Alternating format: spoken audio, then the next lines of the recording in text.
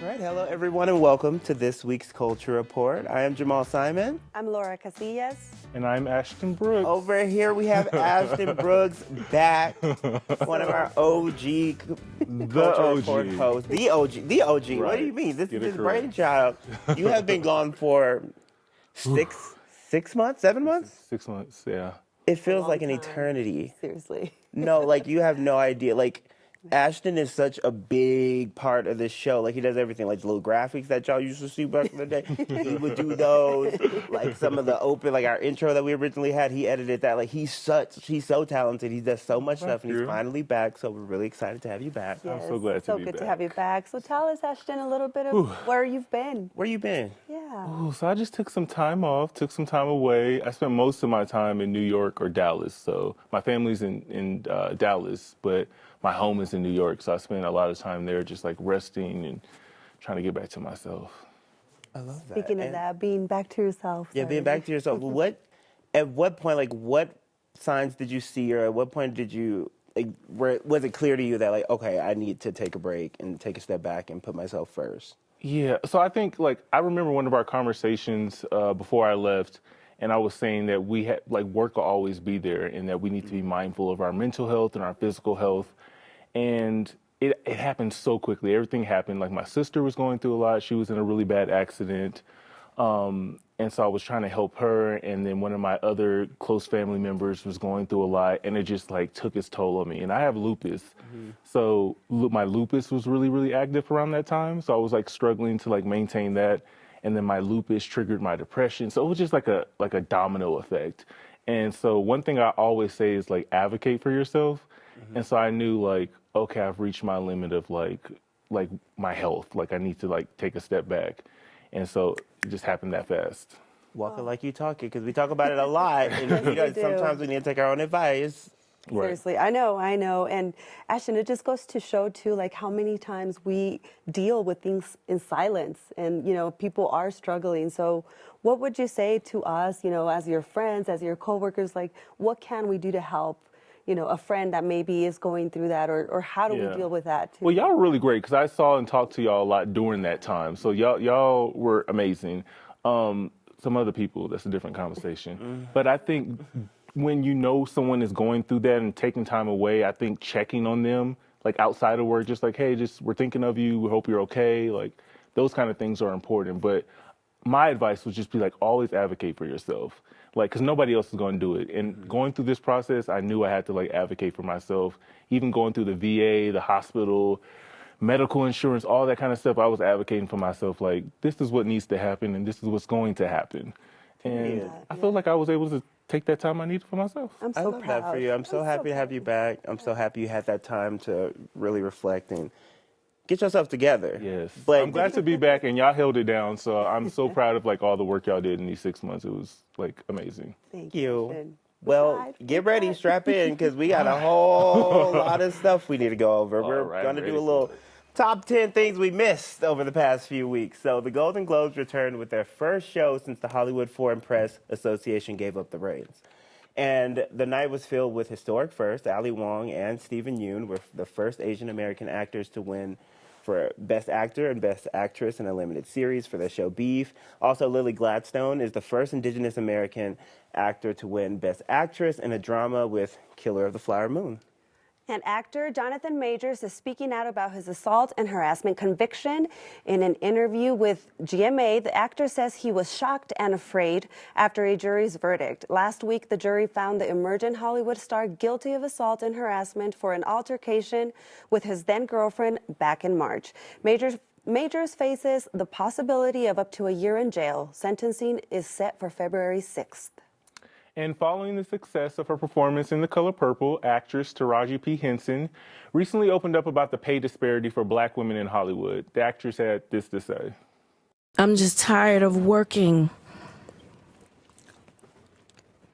so hard, being gracious at what I do, getting paid a fraction of the cost. You get tired. I hear people go, you work a lot. Well, have to. The math ain't mathing. The math is not mathing. Never I feel that for real. if you have been following The Color Purple, they've had a really, really cool press run. Yeah. And a lot of conversations being centered around these black women in this historic film. And one of the points that Taraji P. Henson kind of like made was the pay inequity for black women. And I mean, even for people of color. But I know we've all experienced that in different facets of our career, but like the mental health toll that it takes to be functioning in a position, and in her case, be at the top of her game, like one of the most elite actresses in the industry. And for example, the case of Benjamin Button with Brad Pitt. Yeah. I believe Brad Pitt was paid $10 million. She asked for $500,000. And they gave her, I believe it was $150,000. That's insane. And people still think it's not real. Like, there's no such thing. It really is true. I saw a study as well. The Black Women and Pay Gap from the American Association University Women has said that black women were paid 64% of what non-Hispanic white men make. I mean, it's real. It's in 2021. It keeps happening. And to see her, like, and I didn't even think about that aspect, like the mental health. I saw her, like, breaking down and crying. And when I thought, I was like, of course, she's exhausted. She's tired. This is ridiculous that it keeps happening. But, like, even me, I've experienced it. And I'm like, okay, well, I'm doing all this work and I keep doing all this work and I'm benefiting you. Like, well, my work is benefiting you, yet I'm not getting paid for it. Why? And it's like, how am I supposed to come into work every day and do my job if I don't even feel like I'm valued at all? And then the contrast of seeing like your white counterparts elevate in a way that like, maybe like she wasn't asking for what Brad Pitt was making, $10 million, but she was asking, pay me fairly, pay me what I'm worth. And it wasn't that. She's worth more than $500,000. She didn't even get that. She didn't even get that. And she got $150,000. And this interview was extended, but if you look at it, she that pay is broken down. Like she has agents, she has a team that she has to pay. So I think she got like maybe $25,000-$30,000 after all that was taken from her. Yeah. That's why it's so important to have these voices like speak about it, and you need allyship. So more people, raise the voice and get attention to it. So we do see change. It was sad to me to see Viva Fox like say that she didn't stand behind her, that she didn't go through that whole situation. Not necessarily that stood behind her, but that it didn't impact her. She's a black woman. Yeah. I agree with that. I wish there would have been more solidarity in her response, or said nothing, even though she may have experienced. Had a different experience. Oh, I'm sure she had. But, I mean, she's been in this... But I thought, like, she played Taraji's sister in Empire, so I thought there should have been a little bit more solidarity in her response. But on the bright side, there were so many people that did come out and support her, like, which is... I'm surprised that so many people came out, because people have been saying this for years. Monique said it. Back in 2017, 2018. It's happened. So just to see that people are talking about it, I'm hoping that it'll like have these companies be like, okay, well, actually, let me not play with their money anymore, because I know they're going to call me out as soon as we get on the press tour. So keep on talking. Yes. And the Justice Department filed a lawsuit against Texas over a new law dealing with the border. The law would let police arrest migrants who illegally cross the border. The lawsuit asks a federal court in Austin to declare the Texas law unconstitutional, calling the measure a violation of the Supremacy Clause, which says federal laws in most cases supersede states' laws. Texas is also fighting separate court battles to keep razor wire and floating barriers on the border. And December marked a record all-time high in crossings, with some 300,000 undocumented migrants crossing the border. This according to an NBC News report. In Denver, there are almost 4,600 migrants in shelters around the city, and help is needed. The city is looking for volunteers and donations, and you can donate clothing at the 3 locations seen on the screen. And the Newcomers Fund also accepts monetary donations for nonprofit partners supporting migrants. The Denver Friends Church is also offering people a place to sleep when the weather is below freezing. Donations to the church can be made at denverfriendschurch.com under the Venezuelan Migrant Ministry category.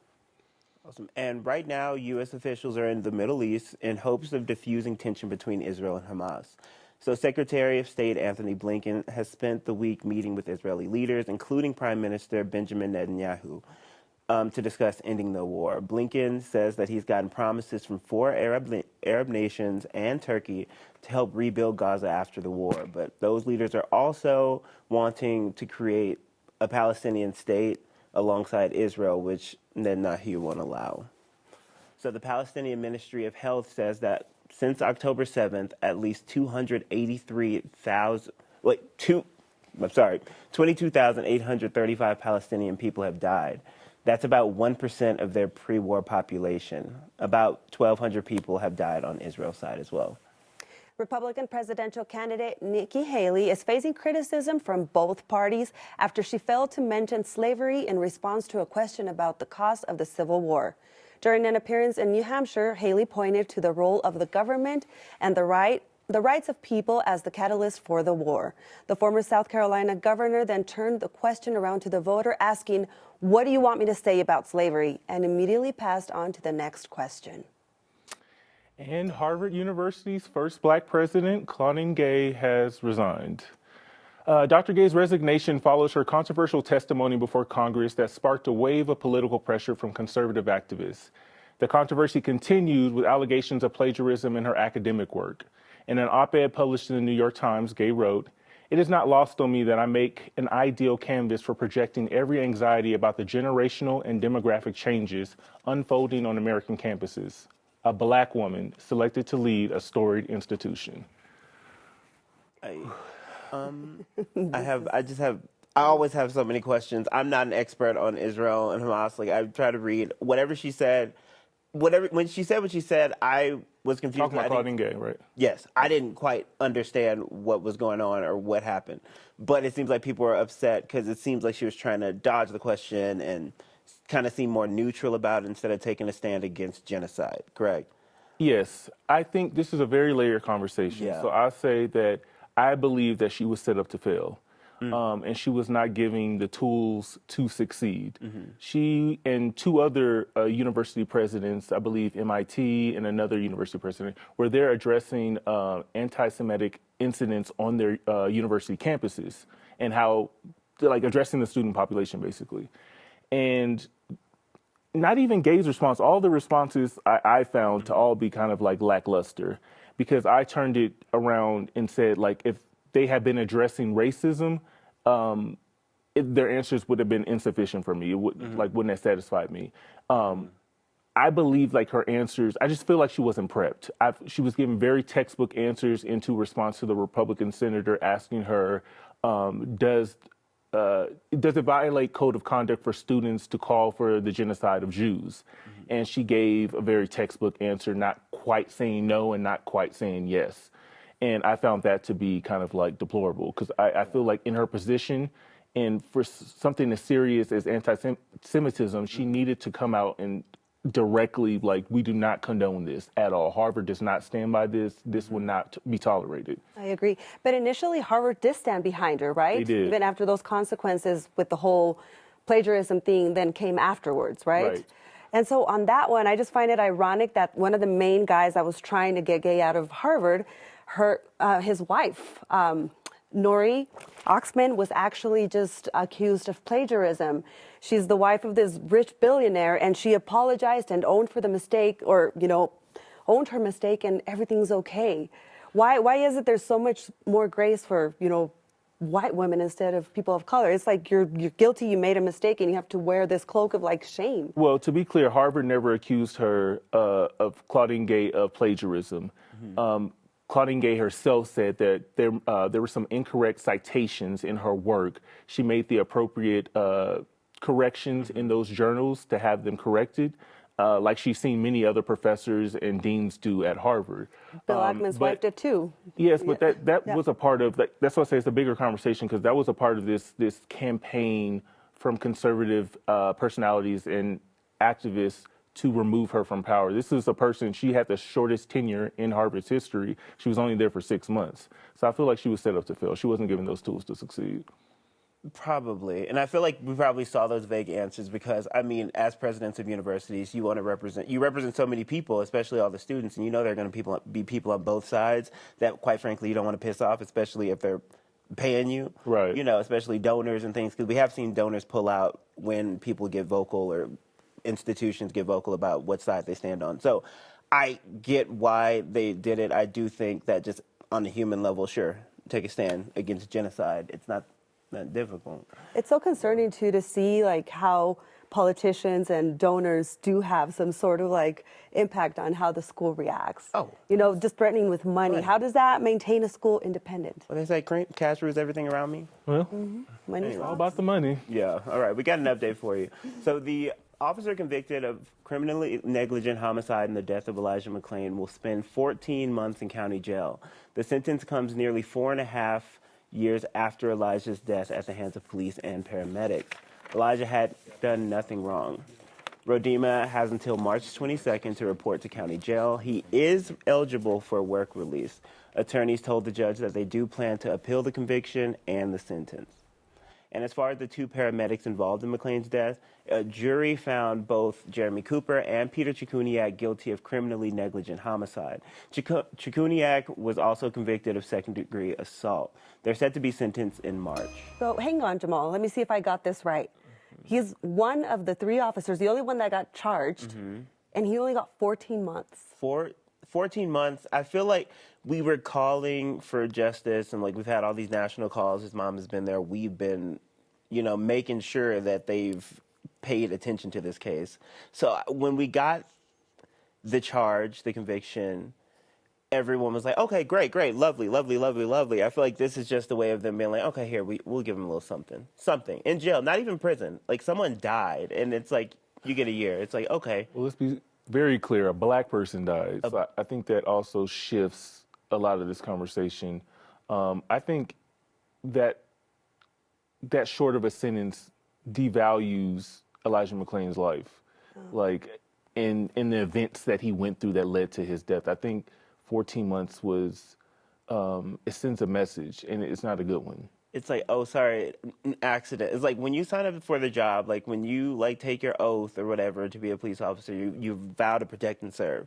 It's like, okay, so you made a mistake, you slipped up, and this time you made a mistake, somebody died. An innocent person died. Someone had nothing to do with anything, was just walking home minding their business, died on your watch, and you contributed to that. It's like, you just get a slap on the, okay, here, you just have a good time, little 14, what? And he's going to jail and not prison. Jail, not prison. So what's the difference? I believe. Oh, I feel like it's work release, right? Don't you get work release in this sentence? He does. Yeah, he does qualify for work release, but Interesting. Yeah, it's very disheartening. His poor mom, she's been fighting for this for so long. I mean, it just also almost sets you up to not expect much in the sentences coming up for the 2 paramedics. I feel so awful for his mom. And also prisons, they're of course higher security. That's where you put the people that have the higher, crimes or whatever, people that might be really dangerous. Well, this person just killed somebody, an innocent person, so. It's a tale as old as time, dangerous so to I me. feel like we've seen it before, and we're most likely going to see it again, but it still doesn't take away how painful and harmful it feels to our community. Yeah. It sends a message. And Pope Francis approved the blessings of same-sex couples as long as it doesn't take place at the same time as a civil union. It's a radical shift in policy aimed at making the church more inclusive, but the Vatican maintains a strict ban on gay marriage. Some LGBTQ activists say the new policy just underscores the church's belief that gay couples are inferior to same-sex couples. This month, the Pope also called for a global ban on surrogacy. He calls the practice, quote, deplorable, adding that a child should never be the basis of a commercial contract.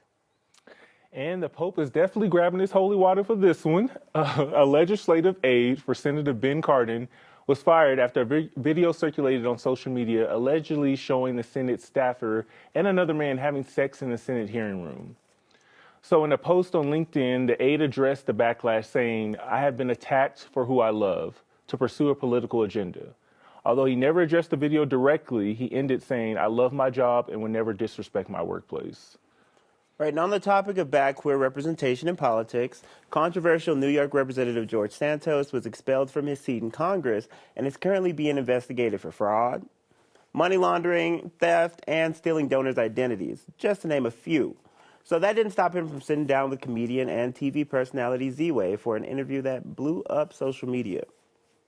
Who else in Congress is committing fraud?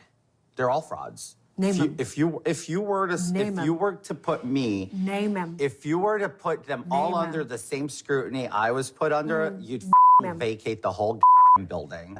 Empathy to me is probably, I don't understand it because people accuse me of having no empathy. And I maybe I can't define empathy. Can I list civil rights icons and you tell me what they mean to you? Marsha P. Johnson. Very respectful, honorable person. Keep going. Respectful and honorable about what? On all the stances and all the work. Marsha P. Johnson? Yeah. What does that mean? Just keep going. Next. You don't know her. Yeah, I do. James Baldwin. Who the hell is James Baldwin? Who's James Baldwin? Harvey Milk. I have no clue who that is. Okay. Well, I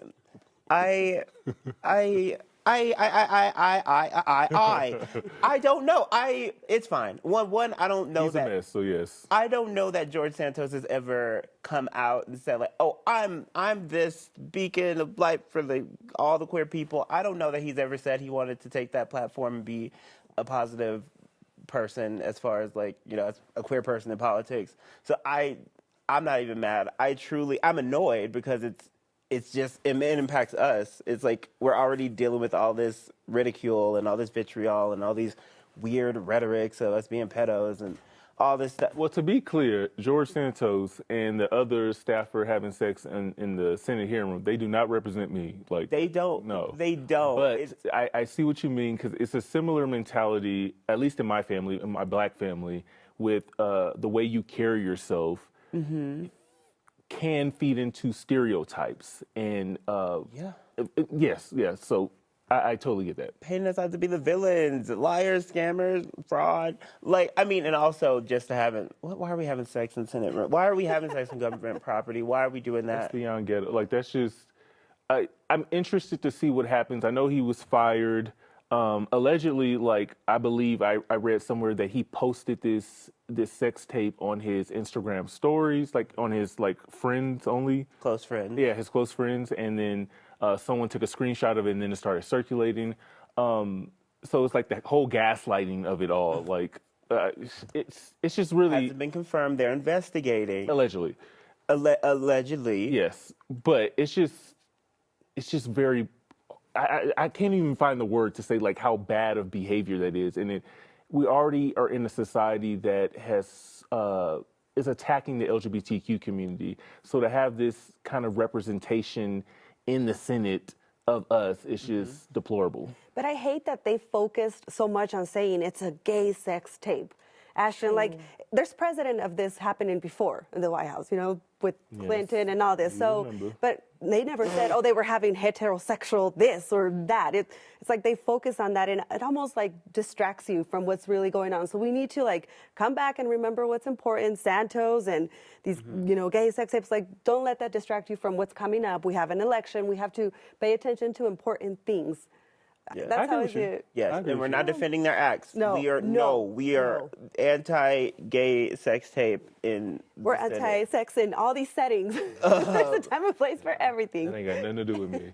But let's go ahead and hop into the good news. Well, if you are a Grey's Anatomy fan, you might like this. Actor Alex Landy, who played Dr. Nico Kim, is back for season 20. He represented a lot of firsts for the series. First Asian male doctor, first gay surgeon, and became one half of the show's first gay male relationship. But it looks like we might have to wait until March to see if he spins the block with his ex. And Colombian pop star singer Shakira has been immortalized in her hometown of Barranquilla. In a small ceremony attended by Shakira's parents and the mayor, authorities unveiled a 20-foot tall monument depicting the beloved music diva in one of her famous belly dancing outfits, with her hips swaying to her right and her arms raised gracefully toward the sky. Never, never, never give up. Never give up dreaming. And I didn't. And it finally paid off. Hollywood legend Angela Bassett was awarded an honorary Oscar for her unquantifiable contribution and influence on the acting industry. It was a long time coming, but she was all smiles after getting her hands on the hardware, which, she's been gypped time and time again. She's Angela Bassett. one of the greatest to ever do it. So I feel like the constant disrespect, they had to do something. I mean, after What's Love got to do with it, I don't know if y'all saw that, but it was back in like the late 80s, early 90s. Like that performance in itself solidified like how iconic she is. And since then, I don't think she's put out a bad performance or movie. Like it's been consistently great work from her. And last year when she was snubbed for her Oscar, we won't say who got it, but you know, she was snubbed. Better late than never, though, to get recognized. All right. Well, that's awesome. Thank you guys so much for joining this week's Culture Report. Ashton, we're happy to have you back. Yes. We'll be continuing the conversation right here on 9 News Plus and 9news.com next Thursday.